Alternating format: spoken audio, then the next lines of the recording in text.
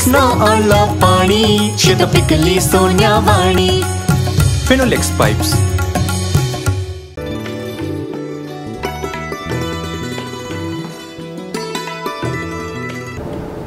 हरिओम. आपण सगळे शरीराचे कसे कसे सांधे सैल करायचे ते आपण बघितलेले आहे. पायाची बोटं, हाताची बोटं, कमरेचे सांधे, गुडघे, कोपरं, मान, त्याच्यानंतर नौकाचलन, मेरुदंड वक्रासन, हे सगळे सूक्ष्म व्यायाम जे आहेत म्हणजेच पवनमुक्तासन भाग 1 ते आपण नित्य नियमाने करायचे आहे. आपल्याला जे अगदी थोडे वयस्कर लोक आहेत ज्यांना प्रत्यक्ष सगळं करणं शक्य नाही त्यांनी पण अंथरुणावर बसून जेवढे जमतील तेवढे करायचे.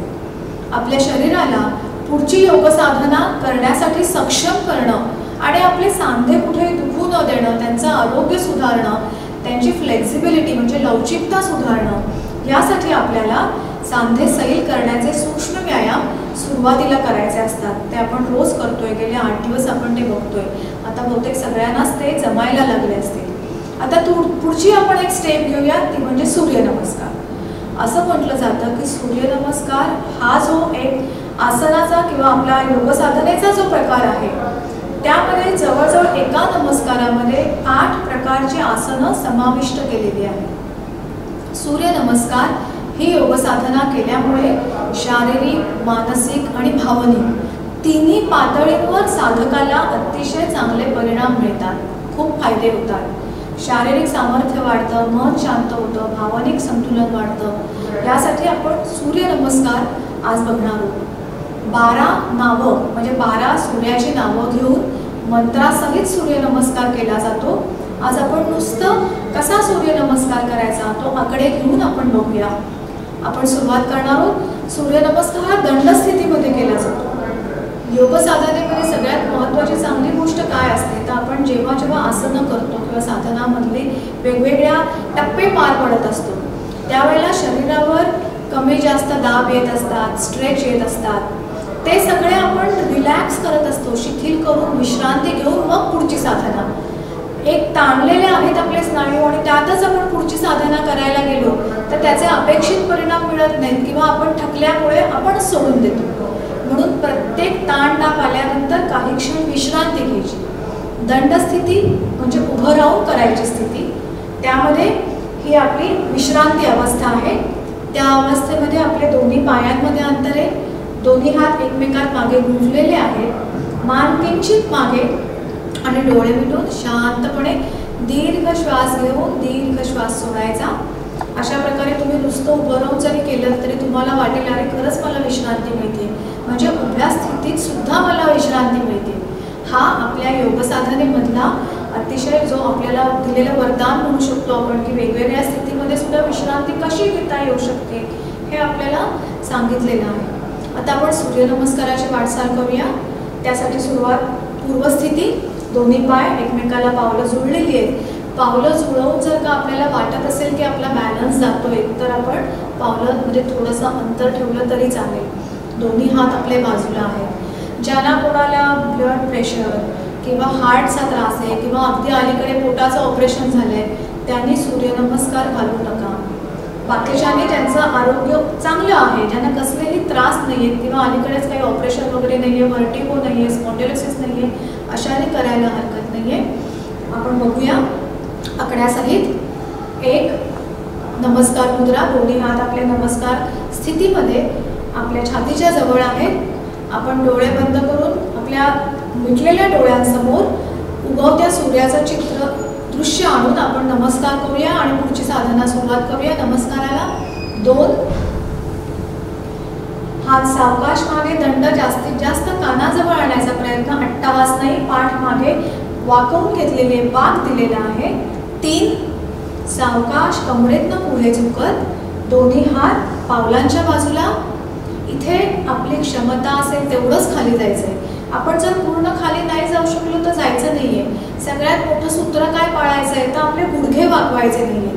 गुडघे आपले अगदी ताठ स्थितीत असतील, गुडघ्यातनं वाकायचं नाहीये, कमरेतनं वाकायचंय. आणि जर आपले हात लागत असतील, पंजे लावायचा प्रयत्न, बोटं खालपर्यंत नाही गेली, गुडघ्यापर्यंत एवढीच गेली तरी हरकत नाहीये. पण जिथे जाऊन तिथे गुडघे वाकणार नाहीत ह्याकडे जाणीवपूर्वक लक्ष. 4 उजवा पाय पाठीमागे, उजवा पाय पूर्ण मागे सरळ केलेला आहे आपण आणि आपण मान पाठच्या बाजूला, मान वरच्या दिशेने, कपाळावर कोणत्याही आठ्या नाही आहेत, अगदी शांतपणे. 5, दुसरा पाय पाठीमागे, टाचा टेकवण्याचा प्रयत्न, अट्टहास नाही करायचा आहे, टाचा टेकवण्याचा प्रयत्न. 6, अष्टांग, आपले 8 अंग म्हणजे 2 पावलांची बोटं, गुडघे, 2 तळवे आणि आपलं कपाळ आणि छातीचा भाग एवढंच आपण टेकवायचं आहे. बाकी अदांतरे सीट वर उचललेली आहे. पहिल्याच प्रयत्नात नाही जमली तर अट्टहास नाही, सावकाश हळूहळू हळूहळू ते करायचं आहे. 7, आपण पूर्ण कमरेतनं पाठीमागे होणार आहोत. आपल्याला हातावर जर वजन नाही उचलता आलं तर आपण छातीपर्यंत जमिनीवर टेकवून केलं तरीही चालेल. शक्यतो हातावर तोलून धरायचं, नाही जमलं तर अट्टहास नाही. 8, परत टाचा पाठीमागे आपल्या शरीराचा भार येईल, टाचा टेकवण्याचा प्रयत्न. 9, उजवा पाय जो मागे नेला तोच पाय पुढे. 10, दुसरा पाय मागे पुढे 11, दोन्ही हात वर पाठच्या दिशेने व्हायचे आणि 12, नमस्कार स्थिती. आणि मग पूर्व स्थितीमध्ये आपण आज पहिल्यांदाच करतोय एक क्षण विश्रांती आणि मग आपण दुसरा, आता आपण उजवा पाय मागे नेलेला आधी, आता आपण डावा पाय नेणार आहोत. आपण बघूया. 1, दोन्ही हात नमस्कार मुद्रेमध्ये. 2, दोन्ही हात पाठच्या दिशेने, दंड जास्तीत जास्त कानाजवळ. 3, दोन्ही हात जमिनीवर पावलांच्या बाजूला, आपल्या क्षमतेप्रमाणे. गुडघे कुठेही वाकवायचे नाहीयेत याची आपण दक्षता घ्यायची. 4, आता आपला डावा पाय पाठीमागे आहे, मान पाठीमागे म्हणजे आपण कपाळ, आपलं मस्तक जे आहे ते पाठच्या दिशेने न्यायचं आहे. कपाळावर माठी येणार नाही, ताण येणार नाही. 5, दोन्ही पाय मागे, आपलं वजन जे आहे ते पाठीमागे पायावर आपण भार न्यायचा आहे, टाचा टेकवण्याचा प्रयत्न, जमतील तेवढं अट्टहास करायचा नाहीये. 6, अष्टांग, परत आपली अष्टांग जमिनीवर टेकून अष्टांग नमस्कारासारखा. 7, भुज, आपण कमरेतनं परत पाठीमागे येणार आहोत, कमरेपासून मानेपर्यंतचा भाग पाठच्या दिशेने. 7, आपण दोन्ही पावलांवर भार टाकलेला आहे. 8, आपला एकच पाय पुढे, डावाच पाय आपला पुढे आणायचा आहे आता. 9, 10, दोन्ही पाय. 11, आपले दोन्ही हात पाठच्या बाजूला आणि 12, आपली नमस्कार स्थिती आणि विश्रांती. आपण आता विश्रांती स्थितीत उभं राहूया. आपण ही दंड स्थितीतील विश्रांती अवस्था आहे आणि आपण दंड स्थितीत विश्रांती घेऊन जे आपण आता सूर्यनमस्कार घातला तिथे वेगवेगळ्या पोझिशनमधनं आपण वेगवेगळी 8 प्रकारची जवळजवळ आसनं करत गेलो. पहिल्यांदा ते आपण आसनं घालत जातो, परत येताना तेच आपण रिपीट करतो. अष्टांग नमस्कारानंतर परत आपण जे अष्टांग पोझिशन असते त्यानंतर परत आपण रिव्हर्समध्ये तसेच येतो असं आपल्या लक्षात येईल. आपण जर बघितलं तर ज्या पद्धतीने जातो त्याच पद्धतीने आपण परत वरपर्यंत येतो. असा हा आपला सूर्यनमस्कार. आपली रोज आपण सुरुवातीला पहिले 8 दिवस 2 किंवा 3च नमस्कार करा. त्यानंतर दर आठवड्याला आपला एक नमस्कार आपण वाढवत जायचं आहे. पहिला आठवडा आपण 2 घातले, त्याच्या पुढे आपण 3, 4 असं आपण वाढवत जायचं आहे आणि 12 नमस्कार आपल्याला एका वेळेला घालता येतील इतकी आपली शरीराची क्षमता आपण वाढवत न्यायची आहे. आपण प्रत्येक वेळा लक्षात ठेवायचं आहे की जेव्हा दुसऱ्या स्थितीमध्ये आपण जातो 3ऱ्या आकड्याला त्यावेळेला आपले गुडघे वाकणार नाहीत, आपण कमरेतनं झुकणार आहोत आणि कमरेतनंच आपण वर येताना पण गुडघे न वाकवता आपण वर येणार आहोत. असा हा सूर्यनमस्कार अतिशय शांत, लयबद्ध, कुठेही ताणतणाव न येता, हिसकी न देता आपण घालायचा आहे. खूपच त्याच्यामध्ये आपल्याला लाभ मिळण्याची क्षमता, ताकद ह्या नमस्कारामध्ये आहे. तर आपण रोज हळूहळू ते नमस्कार घालण्याची आपली शारीरिक आणि मानसिक क्षमता वाढवत नेऊया आणि रोज ही साधना आपण करायची आहे. हरिओम. नमस्कार, मी डॉक्टर संजोत देशपांडे. मी मानसोपचार तज्ज्ञ आहे आणि तुमच्यासोबत आज मानसिक आरोग्य या विषयासंदर्भात संवाद साधणार आहे. मन किंवा मानसिक आरोग्य असं जेव्हा मी म्हणते त्यावेळेला मला असं वाटतं की आपल्यापैकी बहुतांश लोकांनी ह्या दोन्ही गोष्टींकडे दुर्लक्ष केलेलं आहे. बऱ्याचदा अनेक जणांना मी हा प्रश्न विचारते की मन म्हणजे काय, पण मला असं आढळून आलेलं आहे की अनेकांना त्याचं उत्तरच देता येत नाही. आणि मग जिथे आपल्याला मन म्हणजे काय हेच माहिती नाहीये, तर मानसिक आरोग्य म्हणजे काय हा तर खूपच पुढचा प्रश्न झाला. पण एकंदरीतच मला असं वाटतं की आपल्या सर्वांची मनाला गृहीत धरण्याचीच वृत्ती जास्त आहे. म्हणजे असं आपल्याला कितीही काही झालं तरी आपण मनाकडे दुर्लक्ष करतो. खरं म्हणजे आपलं मन आपल्याला अनेक गोष्टींची जाणीव करून देत असतं. आपल्याला अनेक गोष्टी मनातून आपल्याला जाणवत असतात, पण आपण त्याच्याकडे आवर्जून लक्ष देतोच असं नाही. म्हणजे उदाहरणार्थ की आपल्या असं लक्षात येतं की गेले काही दिवस माझी खूप चिडचिड होतीये, कधी कधी खूप राग होतो आहे, रागराग होतो आहे, कधी उगाचच रडायला येत आहे, कधी काही काम करण्यामध्ये उत्साह वाटत नाहीये, काही करायची इच्छा होत नाहीये, कधी आपल्याला कामातला उत्साह कमी झालाय किंवा आपण म्हणावं तेवढं काम आपल्याकडनं होत नाहीये, किंवा कामामध्ये लक्ष केंद्रित करायला खूप त्रास होतोय, कधी आपल्या जवळच्या व्यक्तींसोबत आपली सतत भांडणं होत आहेत, वादविवाद होत आहेत. अशा खरं म्हणजे अनेक गोष्टी जाणवत असतात, पण आपण त्याच्याकडे दुर्लक्ष करत नाही. आपण त्यासाठी मदत घेणं नाकारतो.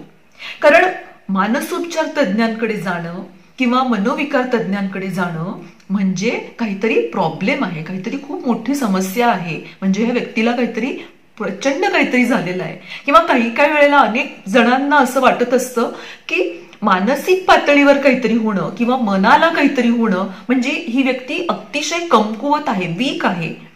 आणि मानसोपचार तज्ज्ञांची मदत घेणं किंवा मनोविकार तज्ज्ञांची मदत घेणं म्हणजे काहीतरी वेडच लागलेलं आहे. म्हणजे एकंदरीतच ह्या सगळ्या गोष्टींकडे बघण्याचा एक नकारात्मक दृष्टिकोन आपल्याला समाजामध्ये दिसतो.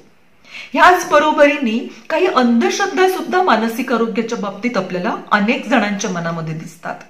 म्हणजे एखाद्या व्यक्तीला काही मानसिक आजार जर झाला असेल तर ह्याला काहीतरी बाहेरची बाधा झाली आहे अशी कुणाची समजूत असते.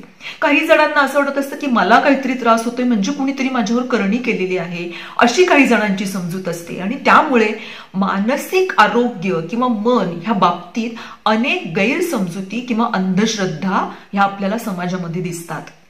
आणि म्हणून मानसिक आरोग्याकडे आपण सगळ्यांनी आवर्जून लक्ष देणं आणि ह्या अंधश्रद्धांमधनं आणि गैरसमजुतींमधनं बाहेर पडणं हे अत्यंत गरजेचं आहे. कारण आपल्या सगळ्यांना एक अतिशय चांगलं आरोग्य हवं आहे, आपल्याला एक निरोगी आयुष्य जगायचं आहे. आणि म्हणून आपण आपल्या शारीरिक आरोग्याकडे जेवढं लक्ष देतो तितकंच आपण आपल्या मानसिक आरोग्याकडे सुद्धा लक्ष देणं अत्यंत गरजेचं आहे. खूपदा असंही लक्षात येतं की आपण मानसिक आरोग्याकडे दुर्लक्ष केल्यामुळे सुद्धा आपल्याला काही काही शारीरिक त्रास व्हायला सुरुवात होते. आणि म्हणून आपल्याला जर आपल्या आरोग्याचा सर्वांगीण विचार करायचा असेल आणि पूर्णतः जर निरोगी व्हायचं असेल तर आपण आपल्या शारीरिक आरोग्यासोबत सुद्धा मानसिक आरोग्याची काळजी घेणं खूप महत्वाचं आहे. मग आपल्याला थोडीशी माहिती करून घेतली पाहिजे, ह्याबाबतची एक जागरूकता आपल्या मनामध्ये निर्माण केली पाहिजे. आणि म्हणून आपल्याला मनाच्या पातळीवर जे काही जाणवतं आहे त्याकडे आपण लक्ष दिलं पाहिजे आणि त्याचा स्वीकार केला पाहिजे.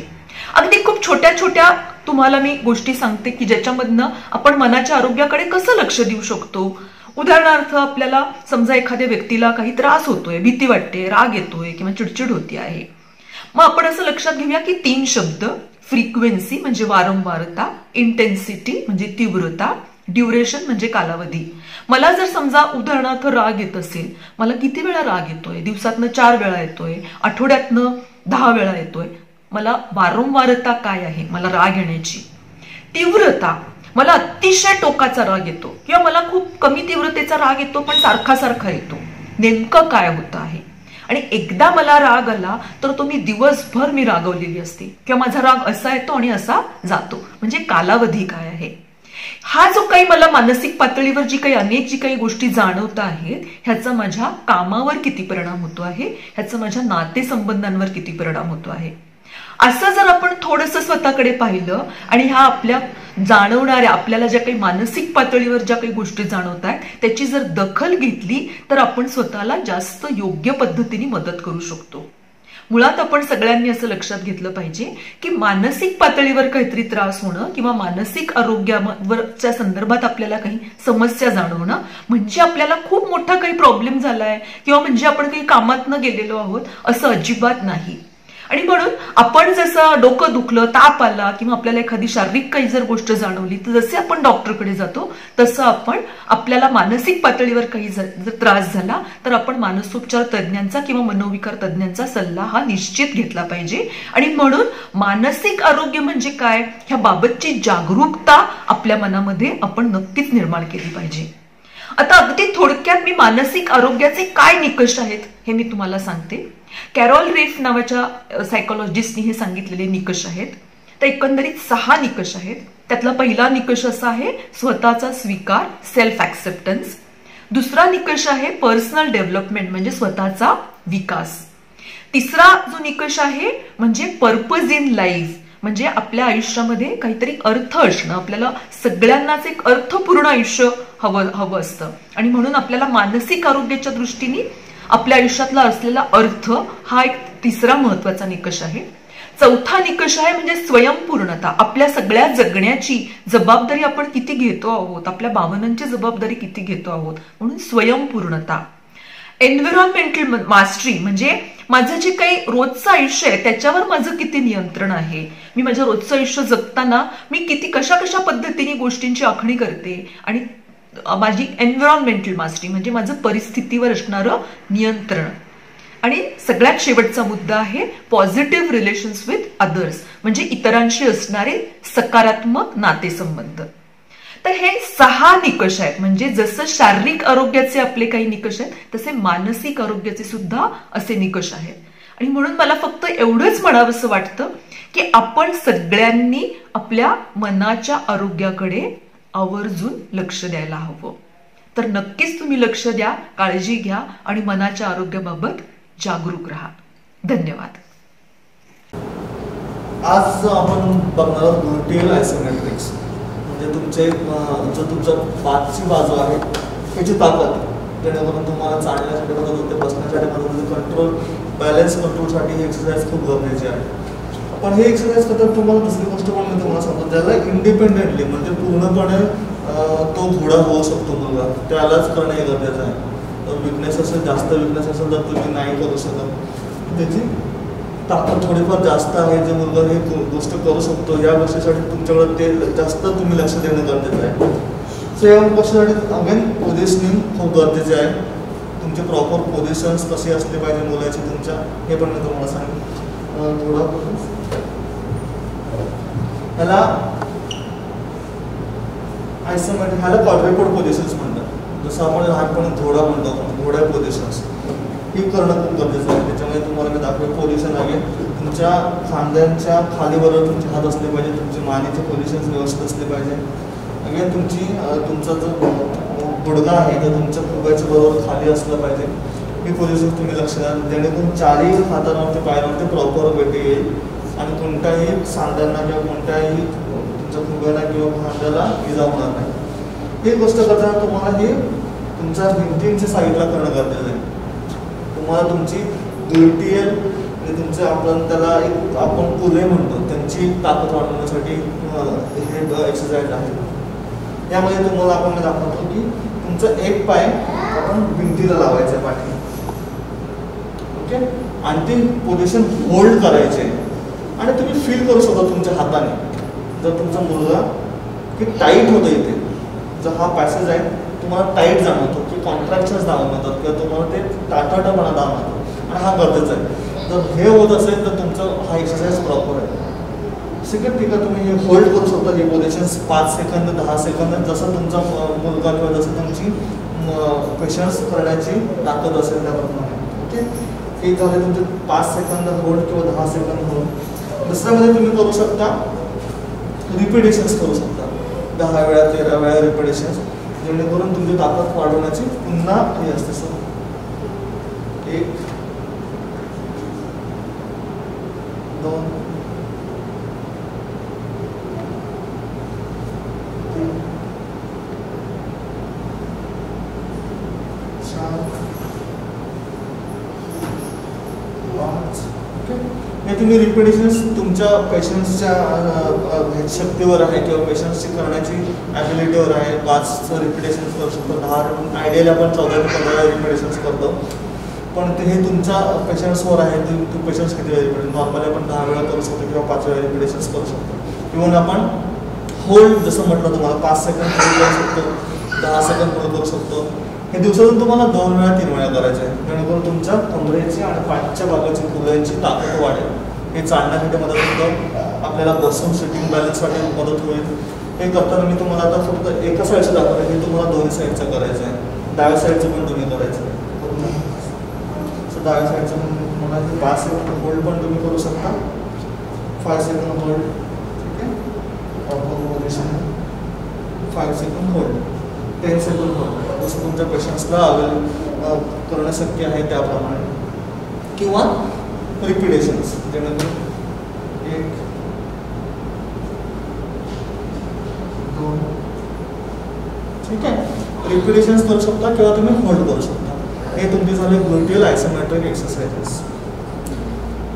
आता मी तुम्हाला दाखवणार आहे लंजेस, त्याला आपण अँकल स्ट्रॅटेजीज म्हणतो. किंवा आपण चालताना आपल्याला पायाची ताकद कशी वाढू शकतो त्यासाठी आपण लंजेस करतो.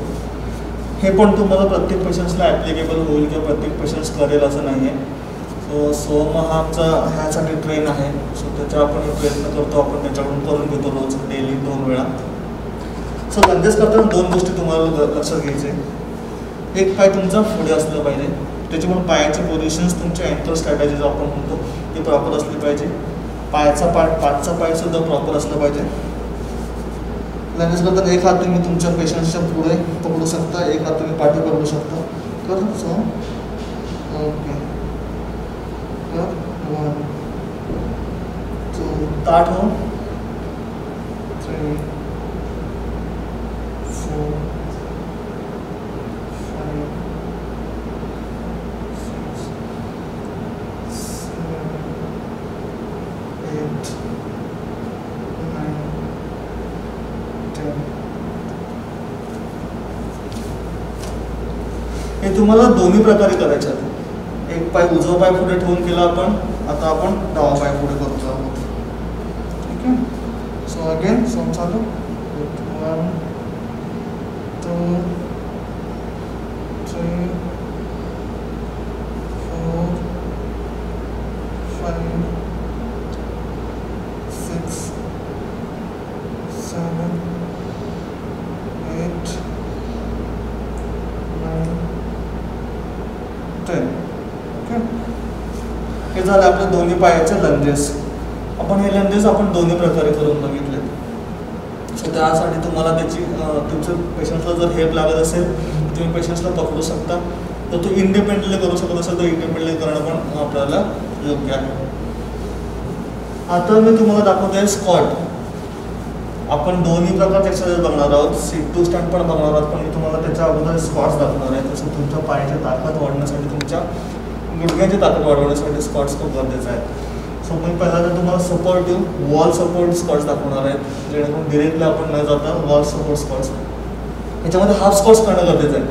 तुम्हाला हाफ स्क्वॉट्स म्हणजे पूर्णपणे खाली न बसता हाफ जाऊन, जर पेशंट्स तुमचा होल्ड करू शकत असेल तर तुम्ही होल्ड करू शकता, जर रिपिटेशन्स करू शकत असेल तर रिपिटेशन्स पण करू शकता. तर तुम्हाला पेशंट्सला नीला पकडणं गरजेचं आहे. समोरून तुम्ही नीला पकडायचं आहे. गुड,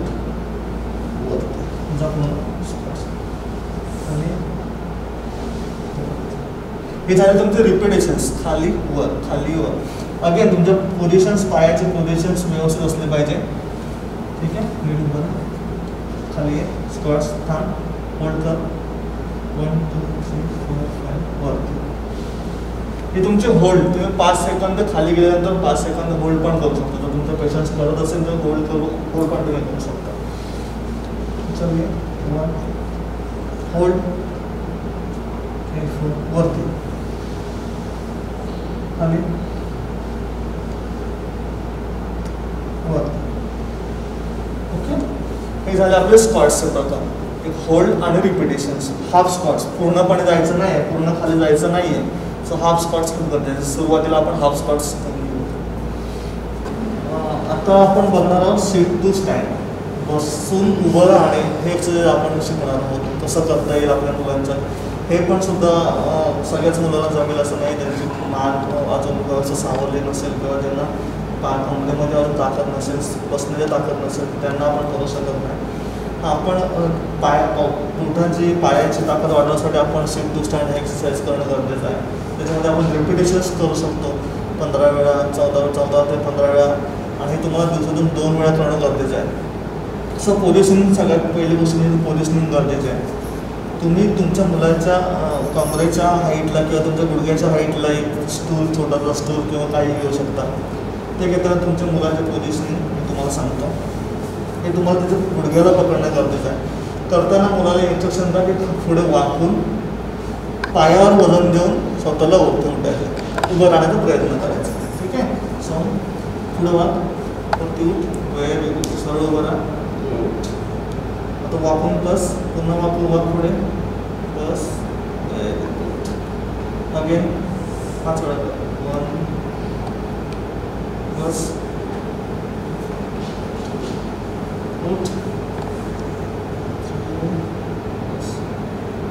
वाकून उठ, बस.